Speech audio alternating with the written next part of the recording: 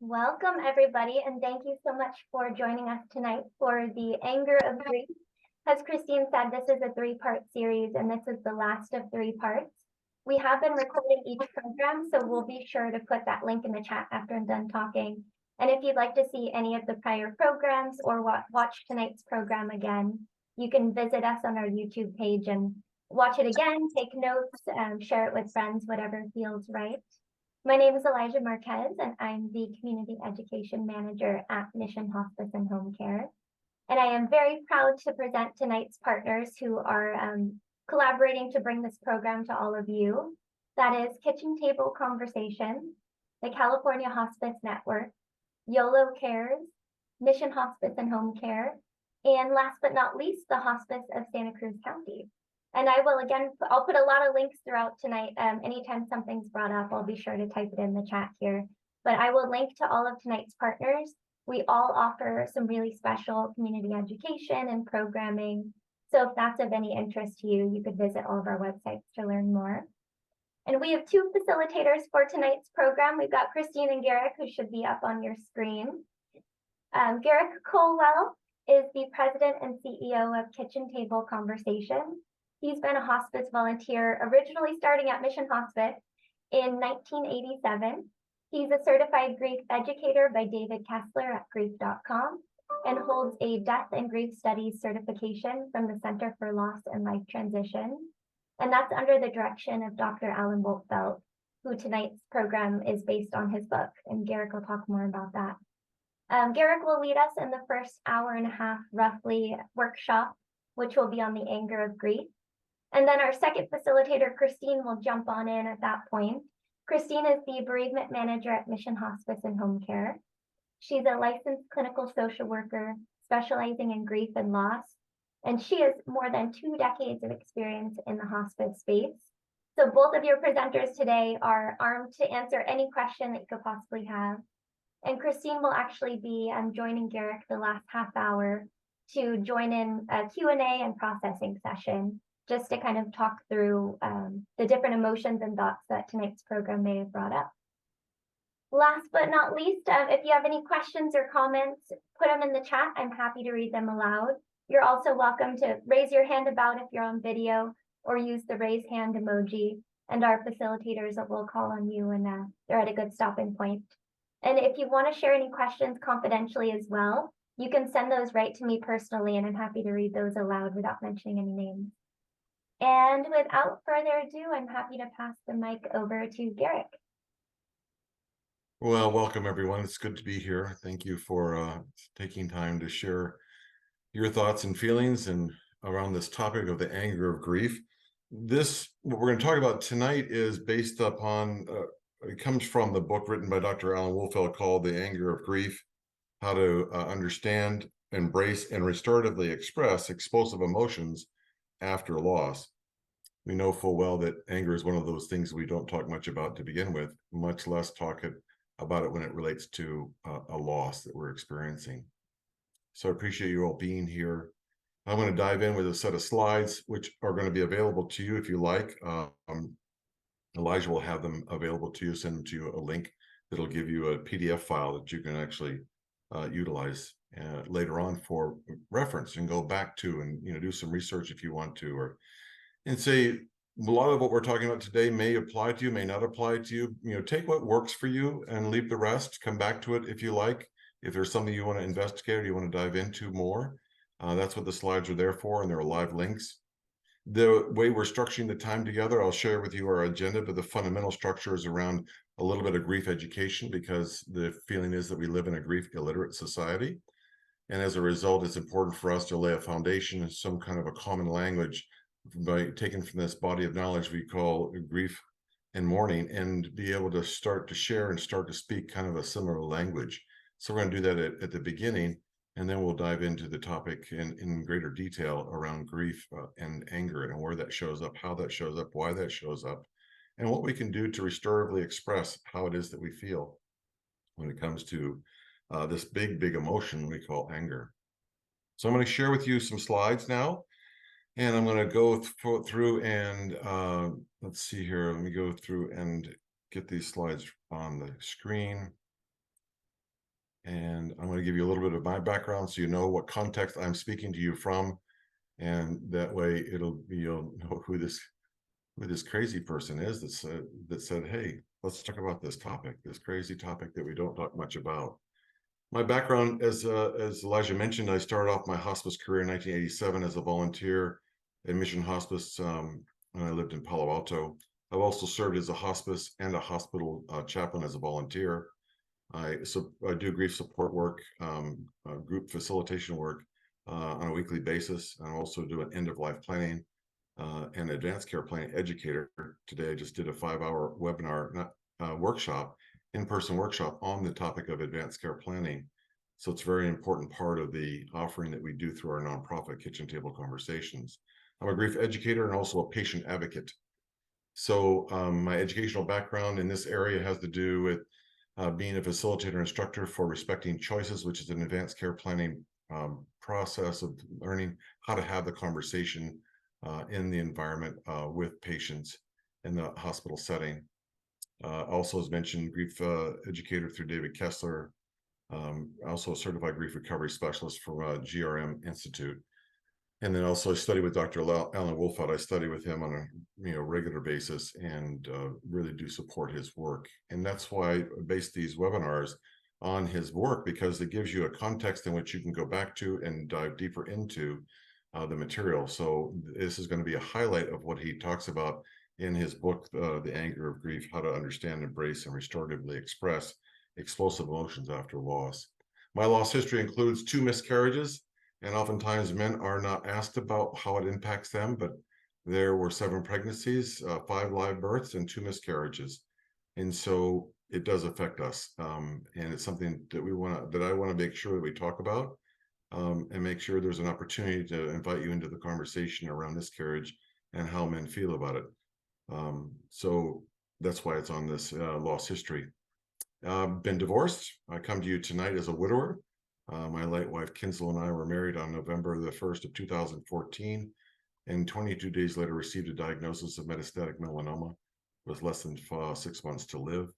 And for the next 4 years, 3 months, and 2 weeks, we journeyed together as she made her way through that diagnosis and died on February the 12th, 2019. She died in my arms at home. And maybe I'll be sharing some of the things from our journey with you as part of my way of finding meaning in her life and how she touched my life and how I continue to cherish and memorialize her through this work that I do with grief and mourning. I'm also a bereaved son. My dad died about 2.5 years ago, and I've had a host of friends, unfortunately, have died in the last 6 months, including Bob and Edna and Pete and others that are just part of the landscape of, as we all have experienced, I'm sure.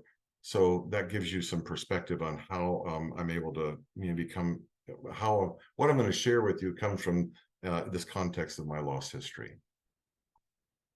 So what brought you here today? What are some of the things that you might place in the chat if you like, or raise your hand and briefly let us know what brought you here today, and begin to set our intention to heal as well as to learn as we understand some of this context, some of this content we're going to review is going to help us on our journey through our grief.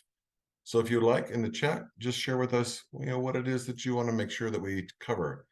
Make sure that you make sure that we are, taking care of you and why it is that you came here tonight. And you're also welcome to raise your hand if you want to just jump in here and have a brief conversation too. Or not, it's okay too. We don't have to. But if you got something you want to share, please feel free. Hi. Hi, Garrick. Hi, Jiroji. How are you? Hey, very good, thank you. I want to just share something that I've feelings that kind of buried my anger. It's basically at my only living family member is my older sister. And it goes back to when my mother passed away. She said something to me that really stuck with me in my mom's final days. And she looked at me and she says, well, it's probably just better if she get this over with. And I was a little shocked and mortified that those words came out of her mouth, because we're speaking about our birth mother, right? And they didn't get along. They didn't have a good relationship during their course of their life. But I kind of let it go. But my feelings towards her really shifted during that time. And most recently, when I lost my beloved this past June, for 2 years, I told her when she was diagnosed. I told my sister when she was diagnosed, and my sister for 2 years did not contact us once during that whole time. And I really have these deep feelings of anger and resentment towards her, because she knew my beloved. I mean, she was a client for, when she was getting her hair done, but she just totally shut off. And she said, well, let me know when she gets better. I said, she's not going to get better. And this is what I'm dealing with. So I just wanted to share that. Thank you. Thank you. Thank you. Yeah, we'll touch on that a little bit later on, that, that our relationships, our expectations, things that happen around death that, can create an obviously a normal response to the disappointment that comes with actions of others. Thank you for sharing. Anyone else, anything else you want to post in the chat as we go along, please feel free to do so. And please feel free to raise your hand and jump into the conversation. This is meant to be interactive. It's not meant for me just to drone on about this topic, but to really engage you guys. Jonah, you want to unmute there and share with us what your thoughts are, please. Okay. Jonah Steinhaus from Los Angeles. I mean, I've got a satchel full of lost stories. Had a stroke years ago and paralyzed in one side and wheelchair, live in a nursing home, which is not particularly appetizing, but for a variety of reasons necessary. And lost my wife, Alzheimer's disease, about 2 years ago, and we were married we met when we were 14 and 15, so it's a whole lifetime of togetherness. And I just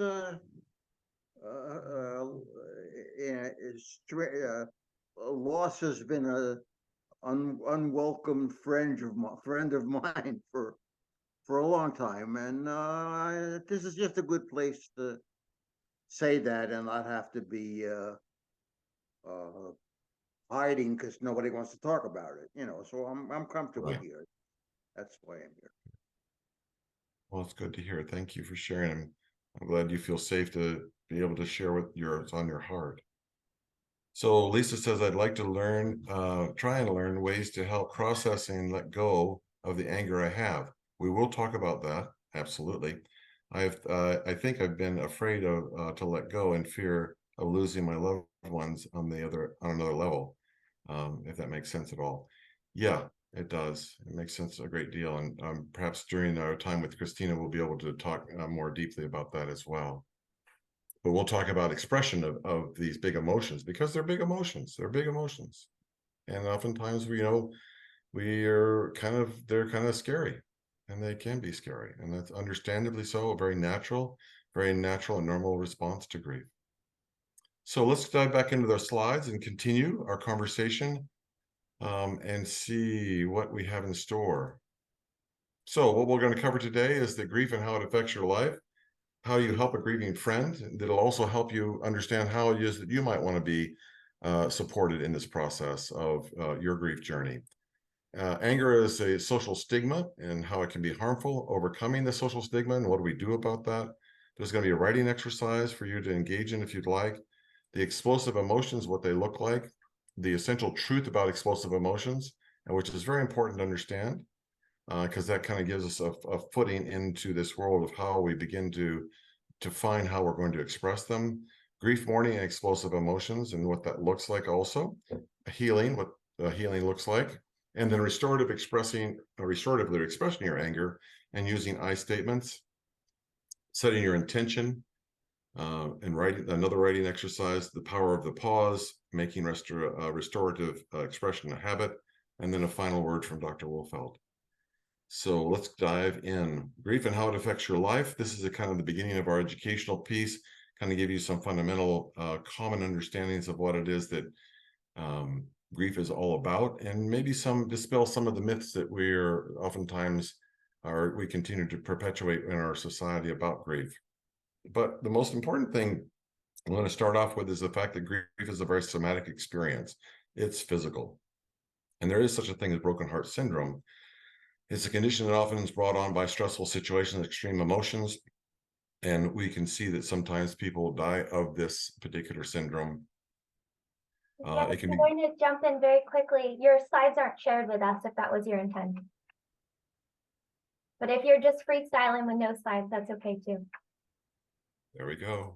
Let's see. Awesome. You see them now? They are. Thank you very much. Thank you. There we go. How's that? Okay, great. Thanks. Thanks for pointing that out. That was pretty important. So broken heart syndrome is a real thing. As an example, when Kinslow died, I felt like there was an elephant sitting on my chest. And this is commonly experienced by people who have lost someone or had a serious loss, or a loss where that's been so intense that you wind up having this physical response of feeling like there's something sitting on your chest. And so it's most important, if you do have that feeling, is to make sure you get it checked out by a cardiologist, which I did. And it was all that testing I passed with flying colors. So I knew full well that it was grief. Definitely grief. And it stayed with me over the course of the next 15 months or so. It lessened, it softened over time. But you also see where it actually has an effect physically, where it chamber of the heart changes shape. And the reason I bring this up is because this is real, and it's important for us to understand the reality of it, get it checked out so that we don't suffer necessarily a heart attack as a result of the changing the shape of the left ventricle. And so this is how it kind of evolved as far as it being named what it is and whatnot. But we also see living examples of that, like my aunt and uncle, married 70 years, they died within days of one another because they weren't willing to be in the world without the other. They were really brokenhearted, the one that died. And then, of course, the one that was left behind was profoundly brokenhearted without him. And so she died shortly thereafter. Debbie Reynolds, of course, died a day after her daughter, Carrie Fisher, died. And we believe that was broken heart syndrome. The husband of the school teacher in Uvalde, after the shooting, died within 4 days of his wife, and it was believed also to be, based on what I was able to gather, it was also believed to be broken heart syndrome. So it's very real. It's important to make note of it, be aware of it, and then to take the appropriate steps if in fact you feel, or someone you know feels this way, this big heaviness in the chest. It also lowers our immunity because there's this cortisol response that takes place as a result of our anxiety around the fact that our loved one is no longer here. We no longer know who we are, what we're doing. There is also issues that take place with our sleep. That all this it contributes to lowering our immunities, so that it's another physical manifestation about how grief impacts us physically. Body aches and pains mainly becomes cortisol and adrenaline are coursing through our veins because we're trying to figure out our future when we don't know what it is, and we're in shock, we're psychically numb. And oftentimes these stress hormones cause inflammation, aches and pains that aren't, other than aches and pains, they're not real serious. They're just simply aches and pains and headaches and stiffness because of all these hormones are running through our system. Oftentimes there's digestive issues that come up. You have a big appetite or you have no appetite. I mean, for me, it was like I couldn't care less about eating for days at a time. And so, but some others it's nausea, others it's, you have a big appetite. So it just depends. It just depends. Everybody's unique. No one knows your grief like you do. No one can tell you how to grieve or mourn. Only you can discover that on your own, in your own way, in your own time, and at your own pace. So as David Kessler oftentimes says, your grief is as unique as your fingerprint.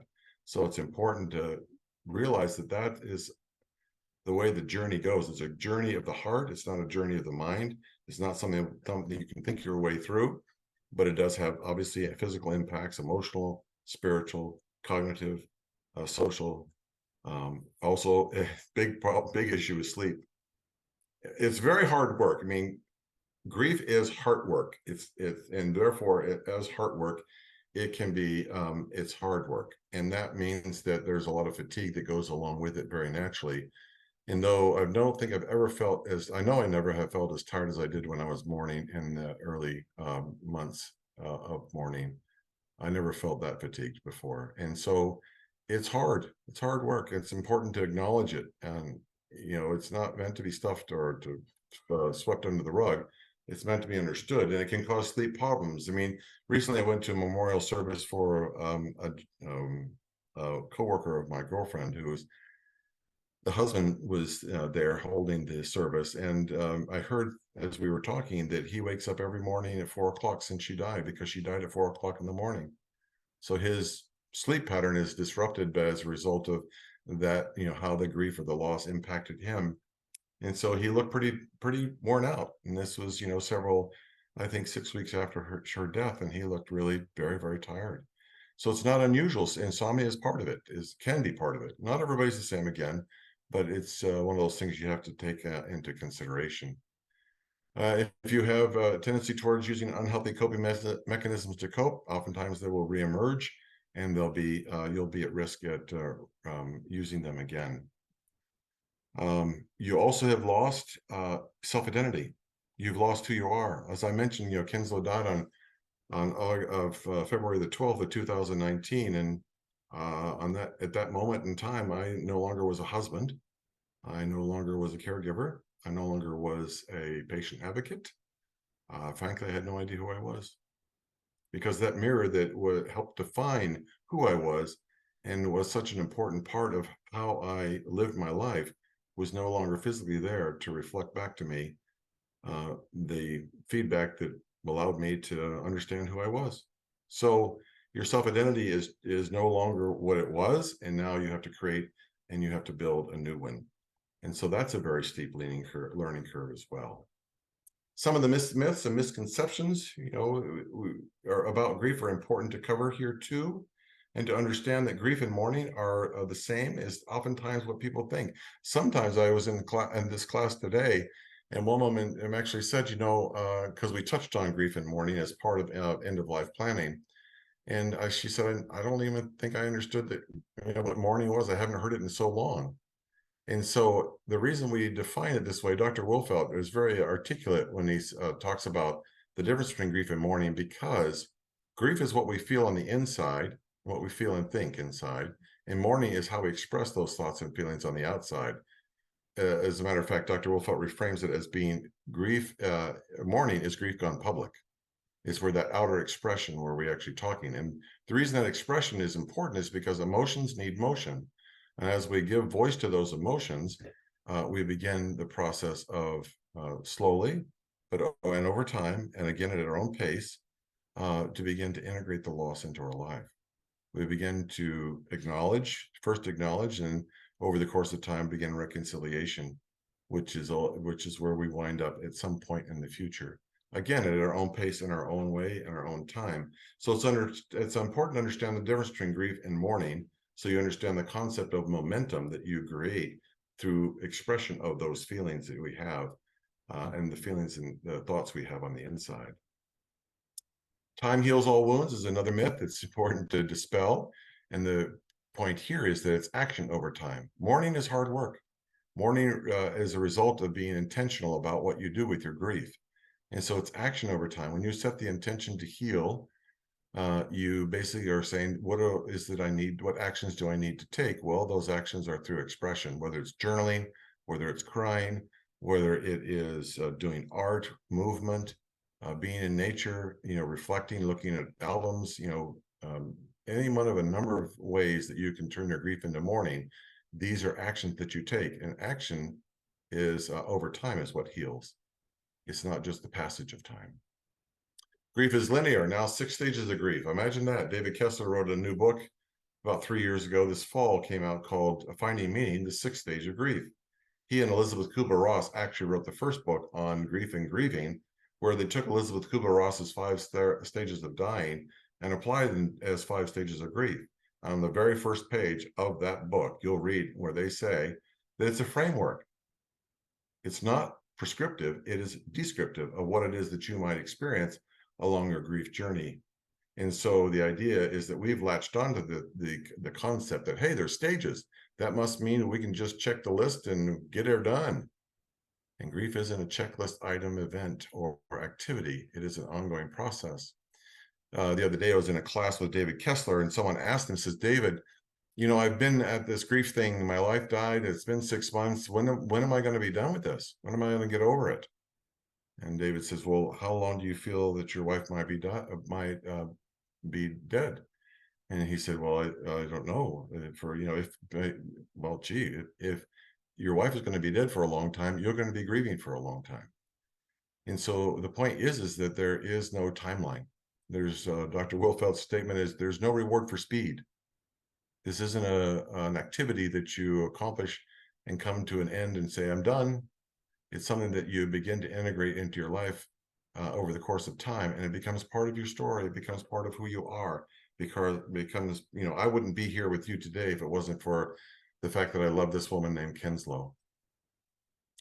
I wouldn't be myself. I wouldn't be who I am. And so that integration and that, over the course of time is an important part to understand that it's not linear. It's very circuitous. It's very messy. You think, well, gee whiz, I'm doing pretty good. And all of a sudden you have a grief burst. And a grief burst is where you're in the middle of the aisle in the grocery store and you're looking at Italian foods, and all of a sudden this romantic dinner you had with your spouse comes up in your mind and you're absolutely turned into a puddle. I did that. And you can't help it. It just is what happens. And so you think you're doing well, then you are doing exactly what it is that your grief is asking you to do. And so as you tend to your grief, as you befriend your grief, as you embrace your grief and the pain, because underneath the pain is the love, you actually begin to find ways to navigate and to begin to reconcile and begin to integrate the loss into your life. But it's messy. It's back and forth. It's up and down. Another myth is that sympathy and empathy are the same. People will say, gee, they're, and we have to understand this from the point of view that sympathy is passive pity. It's actually feeling for, whereas empathy is actively engaging in and connecting. In other words, it's about feeling with, excuse me. So it's important to understand the difference. I think we're turning to Brene Brown here for a little short video to get a perspective on what this means. And it's based upon work done by this doc that she's going to refer to. So it's not just something that she's come to create for herself. It's something that actually based upon data that's been gathered in a study that was done recently. So let's take a look at what Brene Brown has to offer.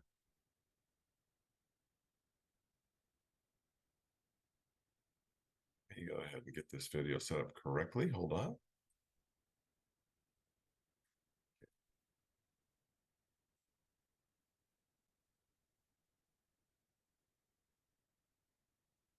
So what is empathy?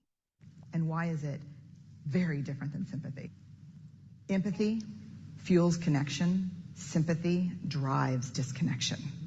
Empathy, it's very interesting. Teresa Wiseman is a nursing scholar who studied professions, very diverse professions where empathy is relevant, and came up with 4 qualities of empathy.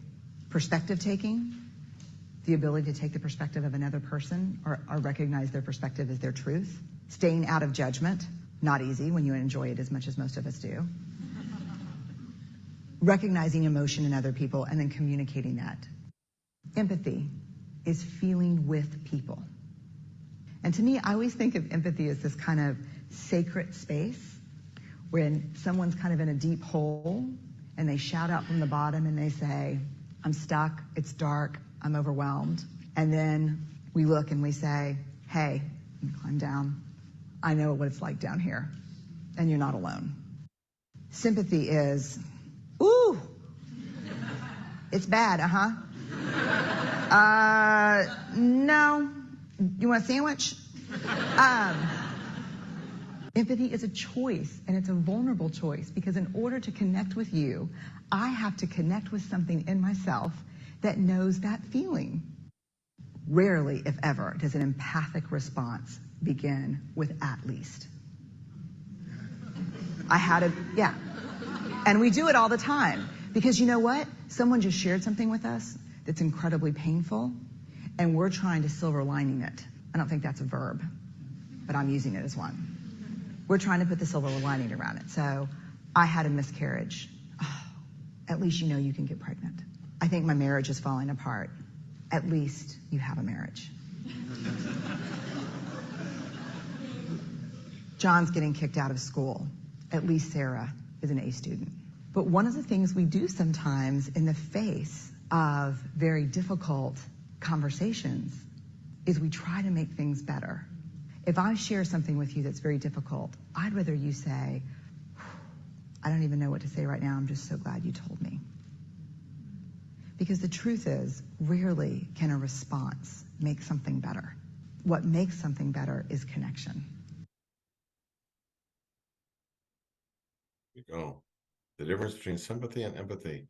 And in your slides, there are, which I'll show you here, there's some more information about the about what Dr. Wiseman discovered, so that you can dive into the content if you like.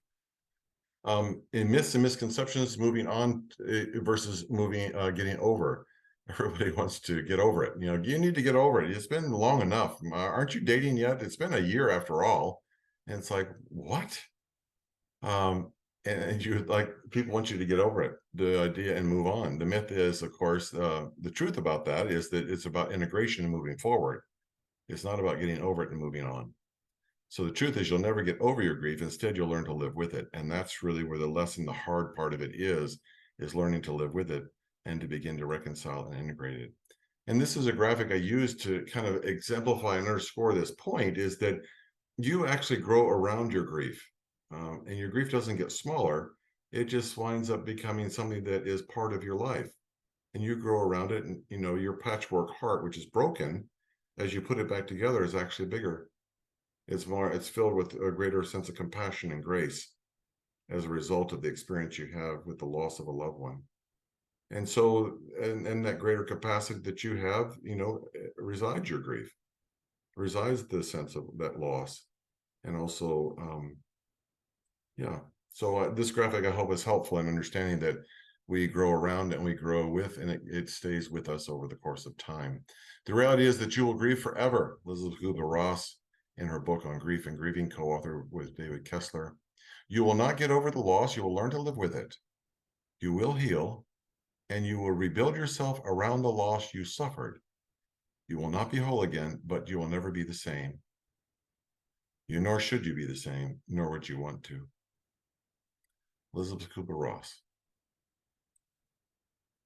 So how do we take what we learn and apply that to how we help a grieving friend? And the reason this sounds like it's outside of who we are, but it's important for us to kind of take a look outside in order to understand what it is that we want from the inside of ourselves. And so this is a little video by Megan Devine. Megan Devine wrote the New York Times bestselling book called "It's Okay, You're Not Okay." And she is a therapist as well, and has created this video to help clarify how it is we best help a grieving friend. And I hope you find this of value, because it's pretty interesting work that she's done around this. Go back to share my screen. I'll get this here. There we go.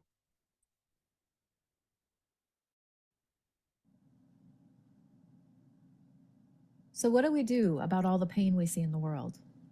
All the pain we feel in our own lives? And why does it seem like our best efforts to help somebody feel better always backfire? I've been studying intense grief and loss, baby death, violent crimes, accidents, suicides, and natural disasters. And I've learned something really interesting. Cheering people up, telling them to be strong and persevere, helping them move on, it doesn't actually work. It's kind of a puzzle. It seems counterintuitive, but the way to help someone feel better is to let them be in pain. This is true for those giant losses and the ordinary, everyday ones. Educator Parker Palmer writes, "The human soul doesn't want to be advised or fixed or saved. It simply wants to be witnessed exactly as it is." He's talking about acknowledgement here. Acknowledgement is this really amazing multi-tool. It makes things better even when they can't be made right. For example, somebody's struggling. Their baby died, or there's been a bad accident, or their mom got sick, and they're just sad. It's way more helpful to join them in their pain than it is to cheer them up. But here's what we tend to do instead. "You have 2 other children, you need to find joy in them." Or, "You know what you need? You just need to go out dancing and shake it off." Or, "I felt really sad once. Did you try acupuncture?" We're not really sure what to do with someone's pain, so we do what we've been taught. We look on the bright side. We try to make people feel better. We give them advice. It's not like this is nefarious. I mean, we try to cheer people up because we think that's our job. We're not supposed to let people stay sad. The problem is, you can't heal somebody's pain by trying to take it away from them. Now, acknowledgement does something different. When a giant hole opens up in someone's life, it's actually much more supportive to acknowledge that hole and let pain exist. It's actually a radical act to let things hurt. It goes against what we've been taught. In order to really support you, I have to acknowledge that things really are as bad as they feel to you. If I try to cheer you up, you end up defending yourself and your feelings. If I give you advice, you feel misunderstood instead of supported. And I don't get what I want either, because I wanted you to feel better. It's pretty rare that you could actually talk somebody out of their pain. Rarely does the admonishment to look on the bright side actually heal things for someone. It just makes them stop telling you about their pain. It's so tempting to try to make things better. When somebody shares something painful, it's much more helpful to say, "I'm sorry that's happening. Do you want to tell me about it?" To be able to say, "This hurts," without being talked out of it, that's what helps. Being heard helps. It seems too simple to be of use, but acknowledgement can be the best medicine we have. It makes things better, even when they can't be made right. Megan Devine. Right, it's an excellent book, by the way, too. If you would, if you lean in that direction to want to do some reading, she's really excellent text. So let's go back to our slides and kind of finish up our educational piece, and then we'll dive into our main topic here in just a moment. So there we go. Oops, hopefully that sharing people doesn't work. This is just a reinforcement of what Megan said.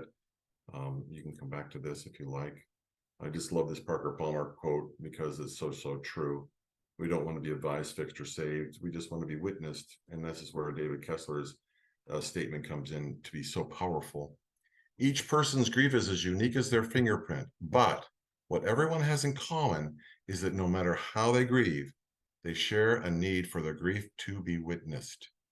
That doesn't mean needing someone to try to lessen it or to reframe it for them. The need is for someone to be fully present to the magnitude of their loss without trying to point out the silver lining. So kind of bringing together all of what Megan Devine was saying, all of what Brene Brown was saying with regards to the ideas that we're just looking for someone to be present, not to judge us, but just to listen, because it's our journey. We have to figure this out on our own. It cannot be figured out by someone else. Not any one of the people that you have heard this evening or that you might look up on the internet who are grief experts would ever tell you that they know your grief as well as you do. Every one of them that is reputable will state clearly that you are your own grief expert. Now, we can walk beside you, we can help provide you with information, but you're the one who has to set the intention. You're the one that has to continue to educate yourself and to make your way through the wilderness of grief. Any questions about the educational piece before we dive into the anger of grief? in great detail. Is there anything in the chat we need to address, Elijah? Nope, we're all good right now, but I want to encourage anyone, if they have questions or comments, feel free to throw those in the chat. We are looking at that, and I'm happy to read any questions aloud as well. All right, let's dive in. The anger of grief, how to understand. Let's see here. Does that come back up right? Here we go.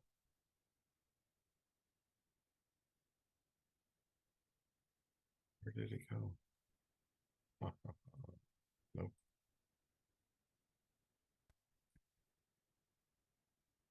You got it.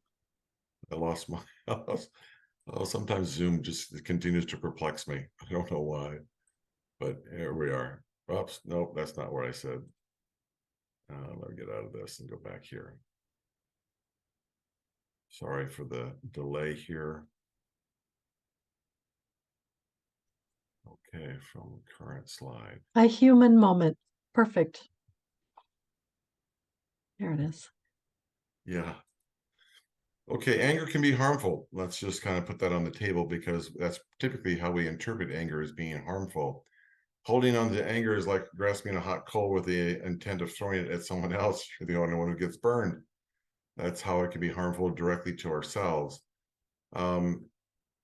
Sustained or volatile anger stresses our body, of course. It can cause illness. You may have seen that in your lifetime, where someone who is profoundly angry and always angry has a lot of issues physically. It can lead to depression. It prevents happiness and joy, and it tends to block connection and love. Absolutely.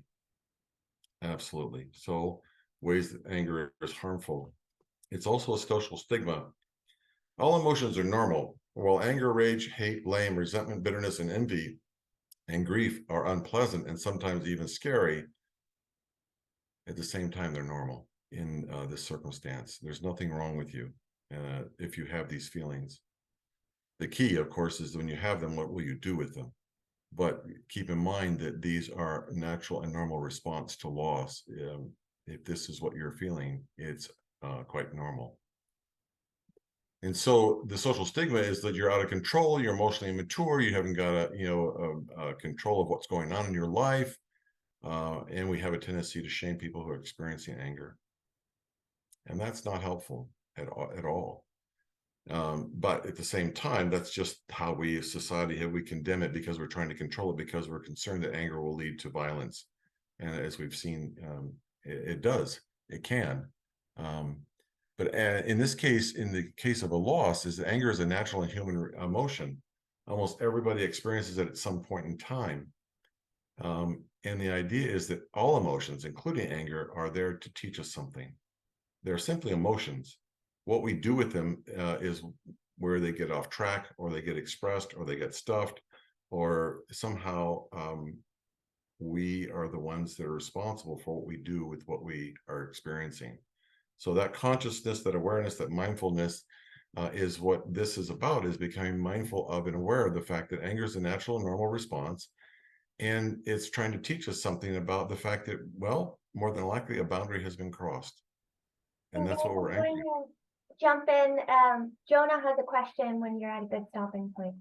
Thank you, Jonah. Okay. Let's stop here. Let's start. Oh, where am I? There we go. So the idea is that anger is there. It's an emotion. It's there to teach us about ourselves, about our loss, and about ourselves. So let me go to this next slide, and then we'll come back to Jonah. Yeah. Okay. So the question was? Okay, Oh, Baki. perfect. Yeah, I'm embarrassed, but I'm in any event, I think I had hoped that there would be more time to talk amongst ourselves, I don't know if that's going to happen or not, but that's what Yeah. I've been hoping for. So I just thought I'd let you know. Yeah. We'll have Thank more you for letting us time. know. Yeah, that's perfect, Yeah. Jonah. Thank you. We'll have more time at the end. Garrick is our guest presenter this evening, and once we're done with this portion, we'll have a chance to share some more before we end this evening. Thank you, Jonah. When will that end be? In So about we- 30 minutes? 30 minutes. Okay, Yeah. thank you. Yeah, yeah, just kind of laying a foundation for the conversation and getting to some of the meatier parts of how we deal with anger and grief. So bear with me as I lay this foundation and help create a body of knowledge that you can work with in the months ahead, and also give you some resources that you can utilize to dive deeper into the topic if you're so drawn to do so. So overcoming the social stigma is that shine a bright light on the issue, which is what we're doing tonight. And what we're doing tonight is, as Joan is pointing out, we want to do more of that later on, as well as talking openly and honestly and lovingly about it, and discover how to understand and embrace these feelings that we're having, and also identify ways to restoratively express them and how to work to calm and to heal our anger. So we'll talk about that as well in just a few minutes. So anger is something to be experienced and worked through, not lived in and day out forever. Dr. Alan Wolfelt. The explosive emotions are anger and rage, hate and blame, resentment, deep frustration, bitterness, certainly envy and jealousy. These are all part of the spectrum of emotional explosive emotions. They tend to explode outside of us. They can be harmful to yourself. They can be harmful to others. And at times they don't explode, they fester inside. So if you're not expressing them, of course, they just build up within you. And anger, of course, these emotions are a form of protest about something that happened without our permission. A boundary was crossed. Somewhere along the line, we felt we lost control and we're angry about it. There's an unfairness that's happened. So it's rooted in the concept of fairness. Something should be a certain way and it's not. It's a protest in what we perceive as an injustice. So it has to do with our sense of fairness, that things should not be this way. Our children should not die before us, and we're angry about that.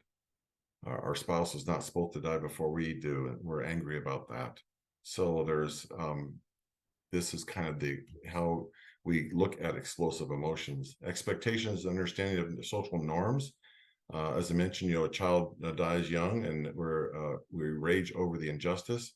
Uvalde was any one of the school shootings you can name would be an example of that kind of rage and anger about that happening. And smoldering anger basically is bitterness, and it's another form of anger. So these are just kind of laying the foundation about what explosive emotions look like. And the fact that the sense of injustice is a fertile ground for blame and resentment and envy. So these are all the cousins to anger. And it's important for us to realize that the spectrum of these feelings is a part of how we feel. And again, natural and normal part of how our grief journey. We tend to look for someone or something to blame. We resent others who outcome are better. We're envious of others untouched by loss or injustice. Why me? Why was that the case? And so we're angry about that. And so here's a writing exercise that you might do if you want to, if this is something that's on your heart right now. And so jot down a few notes about anger and any explosive emotions you've been experiencing. And here are some questions or some statements you might complete. Since the loss, I've been feeling, and write the answer to that. How have you been feeling? And particularly focusing on these emotions, these explosive emotions we're talking about. Number two, I think I've been angry about the loss because now we're starting to understand what the activation of our anger is, where it came from. And of course, you might also be honest with yourself and say, gee, I'm attending this webinar to do what? What is it that you're attending this webinar to do? What is it that you want to get from it? What is it that you want to take away? So just take a moment here, and if you want to write down these things, answers to these questions, or these statements, and just see where this might take you for a moment. I'll be quiet for about 60 seconds or so and give you a chance to get started. And you can always come back to this exercise and dive deeper into it if you want to explore more.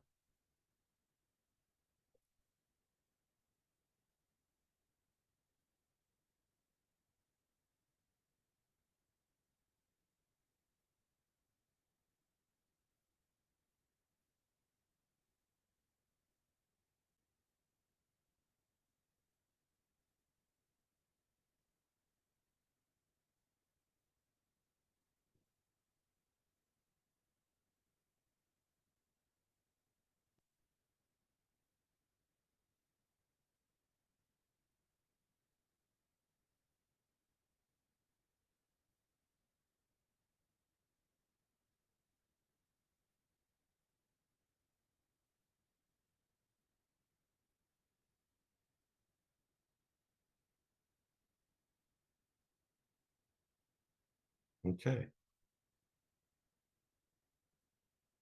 All right, let's go to our next slide and take a look at the essential truth about explosive emotion.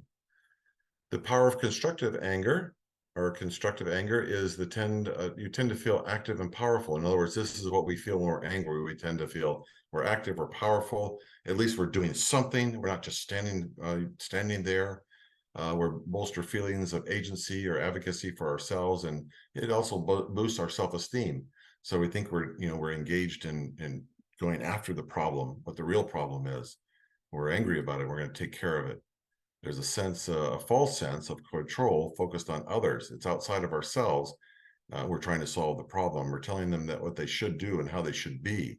And so we've got this thing going. We're going to get it done. We're going to take care of it. It feels better than being vulnerable and passive. Sadness, helplessness, and guilt, fear, and anxiety are part of how it is we abate those feelings by being angry. That kind of replaces our, sense that we're vulnerable and that somehow we're being passive. We're not taking action. So we nurture explosive emotion in an attempt to deny or mask and indefinitely defer our deeper, more passive pain. So basically, it's kind of a buffer. Anger is a bit of a buffer. It allows us to distract ourselves from what David Kessler refers to as the pure grief, which is the pain underneath the anger, because anger doesn't happen without pain. It's coming from somewhere. Some line's been crossed, some injustice has been perpetrated. There's a sense of action. It feels better than feeling vulnerable or weak, just reinforcing the importance of understanding that we don't like being vulnerable because we feel that we're exposed, and if we feel we're exposed, we might get hurt. And our mind jumps in and says, oh no, we're not going to be weak. We're not going to appear vulnerable. We're going to be angry. We're going to armor up. This leads us to unhealed grief and a severely diminished life. It narrows the experience we can have in our life after loss. Grief, mourning, and the explosive emotions we're talking about. Grief, once again, to reinforce, grief is everything you think and feel inside after a loss. It's all your thoughts and emotions, which change from day to day. Grief is normal and natural. Mourning is when you express those thoughts and feelings outside yourself. Talking about your loss experience is mourning. So are crying, journaling, sharing online, attending a support group, and seeing a counselor. Essentially, your behavior related to your grief or your mourning. So that is your mourning. That's the expression of your grief. Just again, to reinforce that, such an important thing. So explosive emotions you feel on the inside, they're part of your grief, but they are not all of your grief. And that's important. They oftentimes, they really do mask our sense that there are other emotions and other feelings we have underneath or around our anger, like sadness and fear. So anger is a great way to buffer that, great way to kind of tuck that away. Mourning is when we start expressing it. When we express, we start creating momentum towards healing. And when we express, we also find that those feelings soften over time. And it provides us momentum towards that healing. This movement we're talking about, this expression creates movement. It's action over time again. It helps you to begin to integrate your loss into your ongoing life. So that's why expressing is so important. So what does healing and grief look like? Healing means to become whole again, integrate your grief into yourself, find a path to live your changed life with fullness and meaning. It takes time. And oftentimes people say, well, gee, it's been a year, it's been 2 years. And again, there's no timeline. It's really up to you. It's really something that you have to sort out and have to find your own way with the help and the support of others through, groups or through education like this, but is to find those tools that you need to help navigate your way through the wilderness of grief. So, but it means you'll become whole again. It will integrate the grief into your life, and you'll find fullness and meaning in life as well as time passes, as you continue to reconcile. Once again, this graphic to further demonstrate and anchor into your mind and your heart that you're growing around your grief, that your grief is a part and parcel of your life. So explosive emotions are part of your grief, and to heal them means to understand them, befriend them, and express them in restorative ways. So understand them, befriend them, and express them in restorative ways. That's what we want to talk about now. It's through this process that they'll soften and they allow you to move through and beyond the intensity you're experiencing now. It's so true is that, as you begin to express that, those intense feelings begin to soften, and they take time to soften, but it's only through engagement. It's only through befriending. It's only through sitting down on a regular and intentional basis to mourn that you find those feelings begin to soften. So what does restorative expressing anger look like? And what's the benefit is? Of course, soothing your anger softens it inside of you. Expressing it softens it outside or outwardly. Both are necessary, important mourning tools. There is no healing without mourning. There is no healing without mourning. So you've got to do some soothing on the inside, and you've got to do some expression on the outside. Again, taking our grief and turning it into mourning. So what's damaging expression is it harms you and others. It hurts feelings. It injures relationships for sure, and can cause physical harm to something, can cause physical harm to someone, and can also cause secondary trauma. And there's a live link behind this that explains what secondary trauma is all about, in case you want to dive a little bit deeper into that. Restorative expression, on the other hand, which is what we want to talk about now, of course, is fully share in ways that are safe, places that are safe, non-violent, and non-traumatizing to others. So these are kind of the parameters we want to work with when we are setting up ourselves to be able to restoratively express our anger or our explosive emotions. It restores your sense of equilibrium, at least temporarily. There's a deep breath and oftentimes a pause and a feeling of relief after the expression, and over time strengthens relationships because people now understand where you're coming from and you're able to express it in a way that is not harmful, and also instores inner peace within your own heart, because that expression, you've gotten the anger out, you've expressed it. And here's some examples of what damaging expression looks like and what restorative expression looks like. Yelling or shouting at someone you care about, that's damaging. But never yelling at someone else, but yelling in the presence of an adult who has given you permission to explode and is equipped and prepared to listen without advice giving or judgment. So you have a person who's given permission to be present as you express it, knowing full well that's not about them, and that they're prepared to listen without judgment or give advice. And that's so important, because you can't have a reaction. What you're doing is you're restoratively expressing so that you can get it out, get it expressed. You're not necessarily looking for someone to challenge you or give you advice or judge you.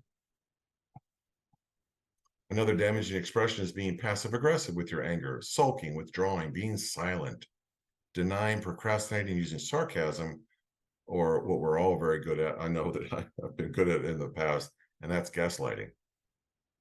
So being open and genuine about your feelings as calmly as possible, and using I statements. I statements, I feel this way. I'm feeling angry. I'm feeling angry because I'm feeling angry for this reason or that. So you are basically using I statements to express how you're feeling. Damaging expression would be expressing hate or rage online or in a written communication or voicemail. And of course, restorative expression means expressing hate and rage through a journaling, and then sharing this writing with someone prepared and equipped to read about your thoughts and feelings, someone who is willing to sit with you and listen, and discussing with this person the appropriateness of sharing your hate and rage with those you blame. So you have a chance to talk it through without, again, not damaging, but getting it expressed, getting it out there, and seeing what's the appropriate next step with these feelings. And this is where we come to understand I statements. Basically, it says that I own my thoughts and my feelings. I'm not trying to engage or trying to blame you or shame you or traumatize you. I'm basically saying I feel so angry that he abandoned me. Another example is I feel so angry and I need your help. And this, when you do this, of course, it instantly makes space for empathy, support, and love. I feel so angry and I need your help. I don't know what to do. And so it sets up the tone and gives permission for you to say, I'm not sure I can help you with this, or for you to respond if you're the person being asked for help. You might say, I'm willing to listen. I'm willing to try and understand, to support you as you sort through why you're so angry. So this is about, a next step is kind of setting your intention, is a way of mentally rehearsing anger behaviors and goals. It is to help you be mindful and restorative in your expression. So you're setting your intention. This is a kind of a writing exercise here, is that, do you want to blow off steam? Are you hoping to solve a problem? Do you want to clear something up? Are you after retribution or vengeance?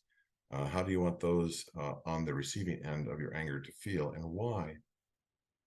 So these are kind of things you start sorting through. And as you start sorting through and diving into the more of the detail of where the feeling, because oftentimes you say, I just feel angry. And now everybody's supposed to say, oh, no, he's feeling angry. Get out of his way, get out of her way, whatever the case may be. Instead of just saying that, you say, well, why am I angry? And what do I want to do with it? And so as you refine your understanding through a more detailed examination of the feelings you have, you get a chance to, for it not only to soften, but also for you to put together a game plan and help set your intention for healing. So here's a writing exercise for you. It says, when I have the opportunity to express my anger about and to whom, or in this situation, my intention is to and leave the interaction with everyone feeling because. So it goes back to that other slide that talked about the, how you structure your intention to heal. This is just the writing exercise that frames that was framed by before. And so let me go back to that slide real quick. So these are the questions you're answering. And this statement that Dr. Wolfelt put together basically gives you an opportunity to define that in a statement form so that you can go back and read that as you set in motion the action you're going to take and through your expression. So come back to that and do this exercise, because this exercise is very clarifying, if you will, very helping clarify how you're feeling in a deeper sense of understanding as to what it is that's going on with you, what's underneath all this. So here's a technique that he mentions and talks about, and that is the power of the pause, another tool that you can use when you're starting to feel angry. You can step away and count to 10. I know we probably all have heard this, but maybe we don't use it as much as we could. It gives us a chance, in pausing, we get a chance to pause and to calm ourselves, collect our thoughts, and then come back in touch with what it is that our intention is here. And then choose to act from our intention versus react from our emotions. Doesn't mean that we're negating our emotion. It just simply means that we're resetting our intention to respond in a restorative way, to give voice to the anger. And it could be as simple, by the way, involving no one else, actually just yourself and a pillow and screaming into the pillow. Or it could be as simple as going into nature and just screaming at the top of your lungs until you're exhausted from it.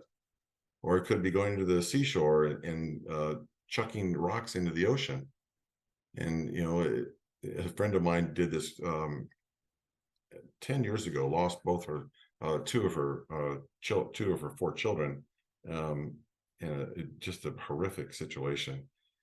And she thought, the anger that she had around it had been abated and was not really something that she was concerned about. But she went to the seashore with some other people, and they talked about doing this exercise, and they started chucking rocks into the ocean, and she kept on, and she wound up being the last one to leave the seashore, because there was something there that needed to be expressed, that wanted to be expressed.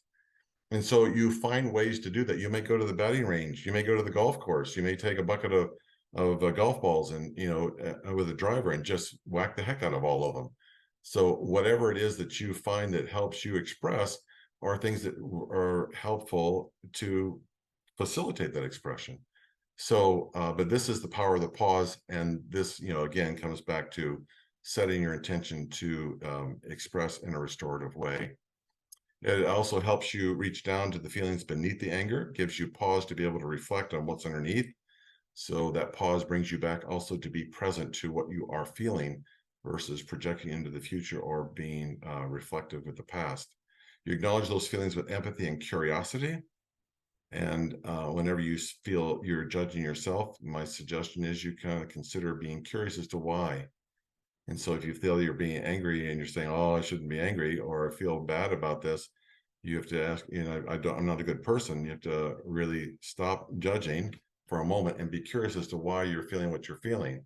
So this feeling of empathy and being curious is so important to opening up your heart.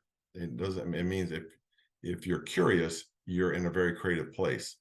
And if you're judgmental, you kind of shut down and not in a very creative place. And so you can put yourself in a creative place by being curious. So you enable you to respond with a heightened consciousness, with a greater awareness.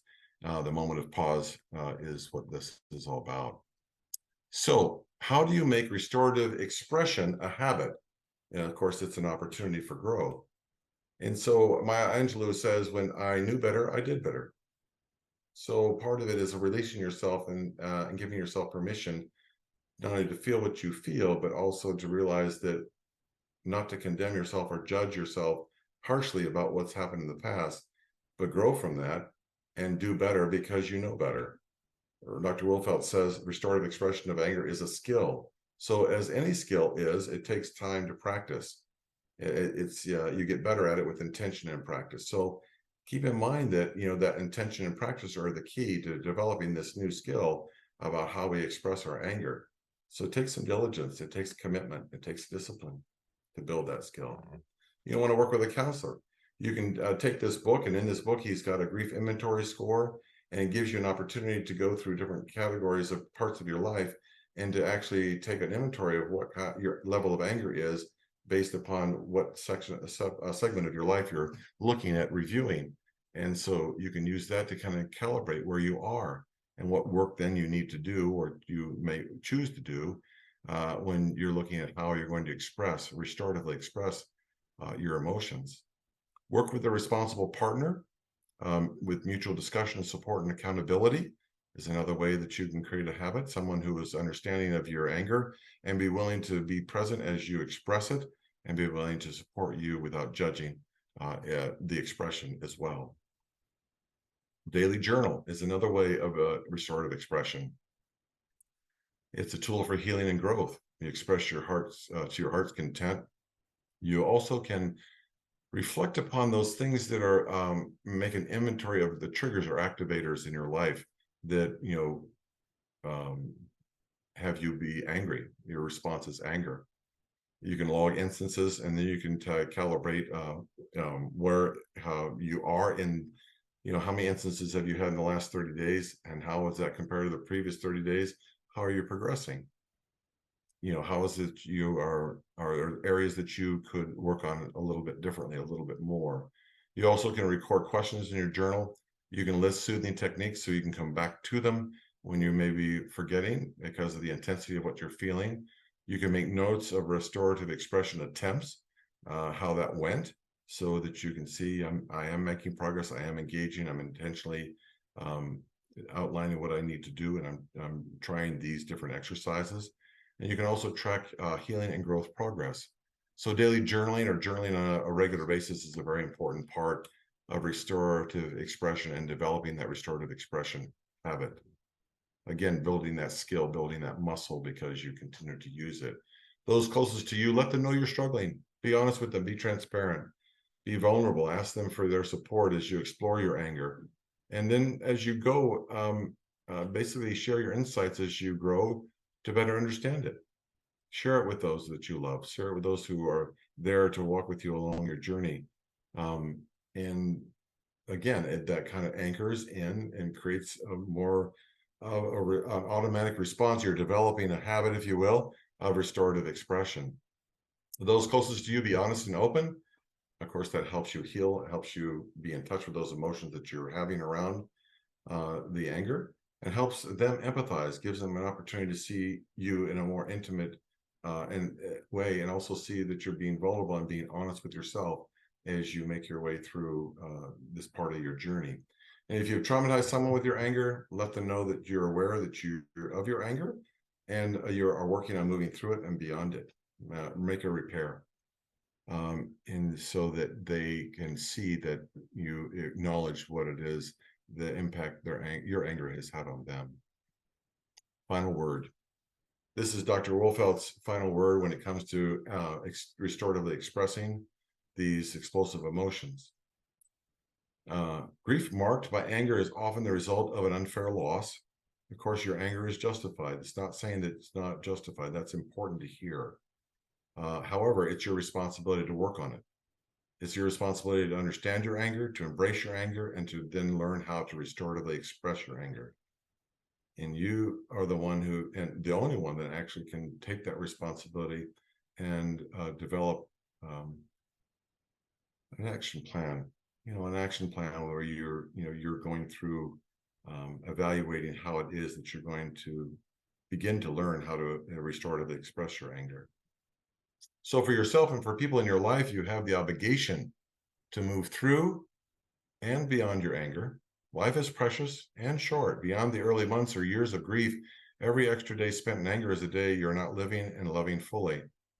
I hope you will use this little book as a springboard to hope and healing. Godspeed. Dr. Alan Wolfelt from this book called The Anger of Grief, How to Understand, Embrace, and Restoratively Express the Explosive Emotions After Loss. Garrett, Kristen? thank you. That was so important. I just am so grateful that you could join us at Mission this evening to talk about anger. With the background about grief in general, I appreciate so much, especially you talking about the physicality of grief. We know about the emotions, but this is all related. We have some time together this evening, so I want to just have you all think for a bit about whether and how you might want to join a conversation we have now until 8 o'clock this evening, when we'll close our time together. A couple things came to me as you were talking, if that's okay for me to kind of jump in and start the discussion this evening. I'll just remind folks, I'm Christine Kovach, and I'm the Bereavement Services Manager at Mission Hospice in San Mateo, California, joining Garrick in this evening. One is, you mentioned in a couple places the idea of being able to express your anger with someone who can receive it. And what came to me was this idea of how important it is to have a witness. It is so intense to be in anger, whatever the anger is about, right? Whether it's about an injustice or some old pain, or simply about the unfairness of the loss, right? The truth of that. And whether it is, being able to let it out in a safe way with someone who can receive what you have as a compassionate witness, or being able to express your journaling and share that with a compassionate witness, how important that is maybe for many of us to have someone to hold it with us, or just simply sit next to us in this experience. Christine, before we get any deeper into this open conversation, I do want to acknowledge that this is a very tender subject, so I will be turning the recording off at this point so people feel comfortable sharing aloud, asking any questions, and in just a moment you will no longer be recorded. Thank you. For those watching, I encourage you to think through some of these questions with loved ones in your own life, and thanks to those watching the recording.